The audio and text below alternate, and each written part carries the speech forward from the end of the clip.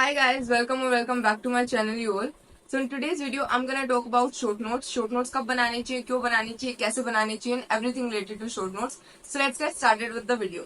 तो सबसे पहला क्वेश्चन कि short notes किस सब्जेक्ट के लिए बनाने चाहिए and क्यों बनाने चाहिए. तो I made short notes for physics and chemistry. Chemistry के भी तीनों पार्ट्स के लिए बनाए थे, but I end up using it just for physics and physical chemistry. बाकी मैंने ऑर्गेनिक और इनऑर्गेनिक के लिए मेनली एनसीईआरटी यूज करना स्टार्ट कर दिया था एंड मेरे को वो ज्यादा आसान लग रहा था rather than revising my short notes and I was liking it that way. बाकी बहुत सारे लोग शॉर्ट नोट्स से भी रिवाइज करते हैं, तो वो तुम्हारी मर्जी है. बाकी बायो के लिए भी बहुत सारे लोग शॉर्ट नोट्स बनाते हैं. आई डोंट प्रीफर कि बायोलॉजी के लिए शॉर्ट नोट्स बनाने चाहिए, because at the end of the day biology से एनसीईआरटी से क्वेश्चन आते हैं, एनसीईआरटी के स्टेटमेंट्स वगैरह आती है, तो वो तुम अगर एनसीईआरटी को जितनी बार पढ़ सकते हो उतनी बार पढ़ो. उसके लिए short notes banana I don't really like it. बाकी तुम्हारी मर्जी. तो फिजिक्स और फिजिकल केमिस्ट्री के लिए इतने ज्यादा जरूरी क्यों हो जाता है शॉर्ट नोट्स बनाना. तो अगर तुम्हारा कल कोई टेस्ट है और मैं तुम्हें बोलती हूँ कि 3 चैप्टर रिवाइज करना है, तो अगर तुम उसको मेन नोट से रिवाइज करने बैठोगे तो बहुत टाइम लग जाता है उसको रिवाइज करने में. एंड मेन नोट जब तुम क्लासेस में करते रहते हो, इतने ज्यादा पेजेस पढ़ देते हो, इतने ज्यादा रजिस्टर्स इकट्ठे हो जाते हैं कि ये सारे मेरे फिजिक्स के नोट्स है फिजिकल केमिस्ट्री के. तो इट्स बेटर कि तुम उसके शॉर्ट नोट्स बना लो. क्विक रिविजन में बहुत बहुत बहुत ज्यादा हेल्पफुल होते हैं. लिटरली टेलिंग यू, नीट से पहले तुम शॉर्ट नोट्स ही सिर्फ ऊपर ऊपर से रिव्यू कर सकते हो. उसके बाद द मोस्ट आस्क्ड क्वेश्चन की शॉर्ट नोट्स कब बनाने चाहिए. तो let me just clear this doubt once and for all. जब तुम्हारे क्लास में कोई चैप्टर चल रहा है तो तुम मेन नोट्स बनाते हो क्लास के अंदर ही. उसको घर पे आकर के एक बार रिवाइज करना होता है. रिवाइज सिर्फ वो वाला पार्ट मत करो जो आज पढ़ा है, वो पूरा चैप्टर स्टार्टिंग से रिवाइज करो. एंड एक चैप्टर क्लासेस में ऑलमोस्ट एक वीक या 15 डेज तक चलेगा मैक्स टू मैक्स. तो तुम डेली ही वो पूरा का पूरा चैप्टर रिवाइज कर रहे हो बिकॉज वो आपके क्लास में चल रहा है. तो जब तुम इस तरीके से रिवाइज करते जाते हो तो तुम्हारा चैप्टर काफी हद तक क्लियर हो जाता है. अब जैसे वो चैप्टर खत्म हुआ उसके बाद तुम 1-2 दिन लो, उसमें तुम पीवाईक्यू सोल्व करो ताकि तुम्हें आइडिया मिल सके कि इस चैप्टर में क्या चीज था, क्या चीज नहीं था, या फिर क्या चीज ज्यादा इंपॉर्टेंट है, कौन से फॉर्मूला से ज्यादा क्वेश्चन पूछे जाते हैं, किस टॉपिक से थ्योरेटिकल क्वेश्चन पूछे जा रहे हैं. तुम्हें एक आइडिया मिल जाएगा पीवाईक्यू सोल्व करने से. अगर यार तुम लोग पीवाईक्यू बुक का सजेशन मांगोगे तो I will definitely suggest Disha publication 37 years PYQ book. I used it for chemistry last year. Now it is available in combo. You can purchase it for physics chemistry biology तीनों के लिए purchase कर सकते हो. And there are some things which are only available in Disha publication book and not available in any other publication. So what are those?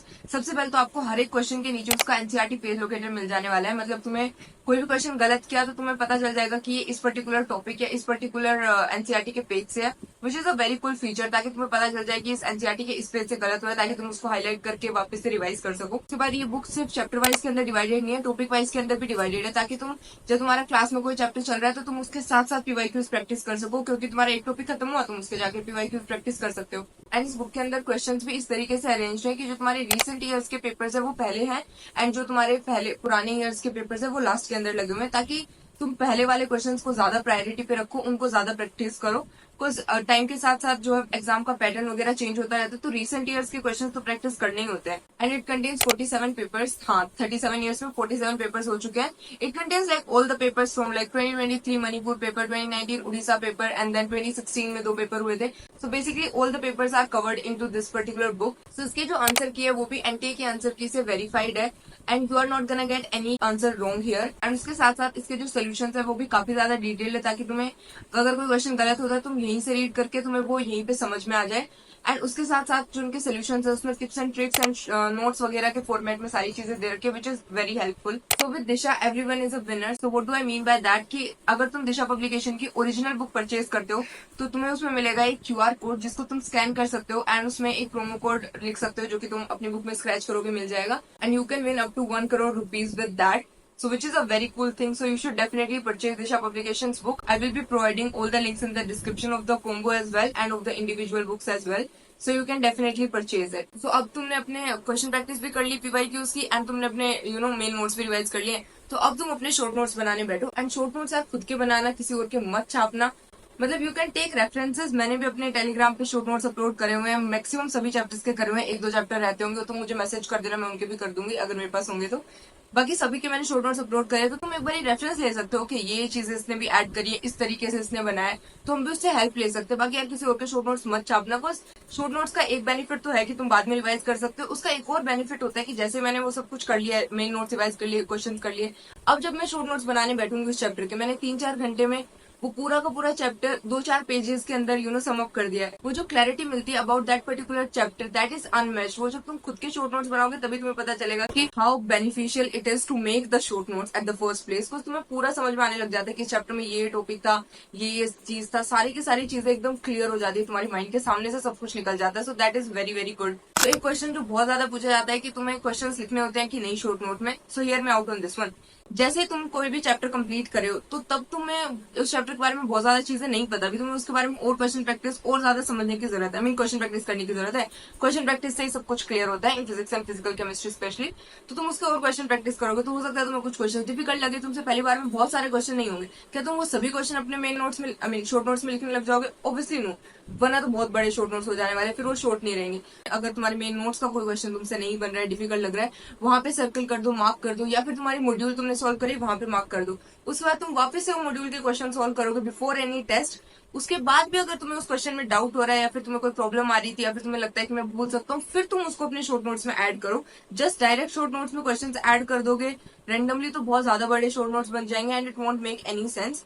And मैं question add करती थी short notes में, बट एकदम ऐसे पूरा क्वेश्चन एंड आंसर करके नहीं लिखती थी। उसमें से जो मुझे लर्निंग होती थी कि ये चीज मुझे इसमें से याद रखनी थी तो मैं वो ही लिखती थी। एंड बहुत सारे क्वेश्चन ऐसे होते हैं जिनकी लैंग्वेज हमें समझ नहीं आती कि पूछ क्या रहा था, तो उसमें मैं पूरा क्वेश्चन एज इट इज लिखूंगी एंड उसमें नीचे सोल्यूशन ना लिख करके सिर्फ ये लिख दूंगी कि ये पूछ क्या रहा है, तो देखो वो समझ में आना चाहिए।